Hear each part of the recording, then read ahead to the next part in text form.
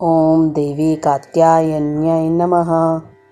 कात्यायिनी महामाये महायोगिन्नधीश्वरी नंदगोपसुतं देवी पतिं मे कुरुते नमः।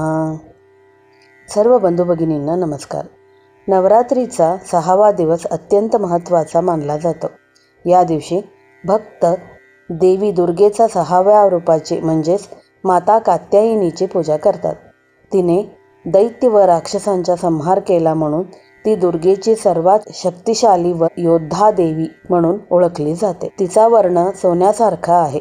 ती कोट्यवधी सूर्याप्रमाणे तेजस्वी आहे आणि ती सिंहावर आरूढ आहे। तिच्या परवानगीशिवाय कोणी तिच्याकडे पाहू शकत नाही। तिच्या 4 हातांपैकी 2 हातात तलवार व कमळ आहे, तर उरलेले 2 हात अभय मुद्रामध्ये आहेत। ती गुरुग्रहाची अधिष्ठात्री असल्यामुळे ज्यांचा कुंडलीत गुरु दुर्बल असेल त्यांनी तिची पूजा करावी असे मानले जाते। कात्यायनी देवीला महिषासुरमर्दिनी असेही म्हणतात, कारण तिने महिषासुर या राक्षसाचा संहार करून त्याचे शिर छाटले। शास्त्रांमध्ये वर्णन आहे की महर्षी कात्यायन हे पार्वती देवीचे उपासक होते।